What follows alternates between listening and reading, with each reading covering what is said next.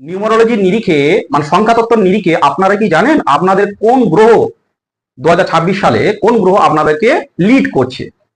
আমরা সবাই জানি এবছর সান মানে রবির বছর আমরা কম বেশি জানি, কিন্তু সেই রবিও ভালোভাবে কাজ করতে পারবে না সান, কারণ এই সিংহ রাশির ঘরে কেতু বসে আছে, বুঝতেই পারছেন।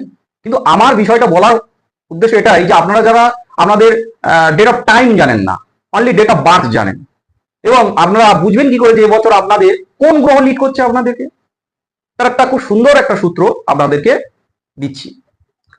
আপনারা করবেন আপনাদের ডেট অফ বার্থ নেবেন প্লাস ডেট অফ মান্থ নেবেন, এগুলো সব প্লাস প্লাস করবেন, প্লাস যেই ইয়ারটা আপনারা ক্যালকুলেশন করবেন, ধরুন 2026 তার মানে 2026-এর লাস্ট 2 ডিজিট মানে 2 আর 6 নেবেন, মানে 26টা নেবেন।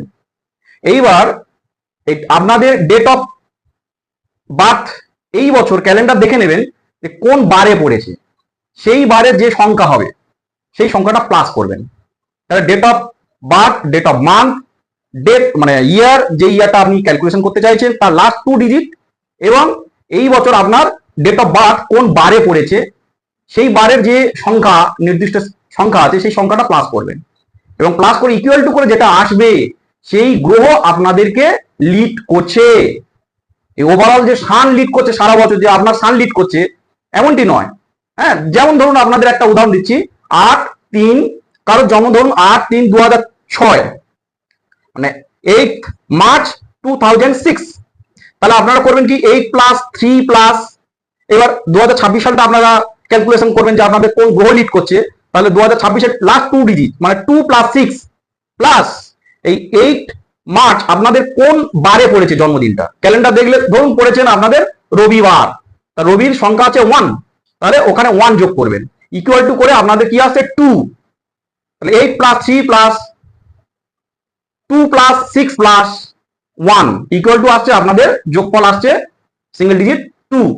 এই তার মানে কি চন্দ্র আপনাদেরকে এই যে 8 মার্চ 2006 সালে যে জাতক বা জাতিকার জন্ম, তার এই বছর এই 2026 সালটা চন্দ্র লিড করবে, মুন লিড করবে। তো সেই অনুযায়ী আপনাদের সেই বছরটা রেজাল্ট দেবে। মুন কি রেজাল্ট দেবে? মুন এই বছর এই যে ছেলেটি বা মেয়েটি রেজাল্ট দেবে যে সে কর্মের জায়গায় এবং তার মানসিক এবং মানে কর্মের জায়গায় সে এবং প্রেমের জায়গায় দুটোকে ব্যালেন্স করে চলবে। এই বছর তার বিবাহ হওয়ার সম্ভাবনা থেকে যাচ্ছে, বা নতুন কোনো বাড়ি বা নতুন কোনো অ্যাপার্টমেন্টে ওঠার সম্ভাবনা থেকে যাচ্ছে।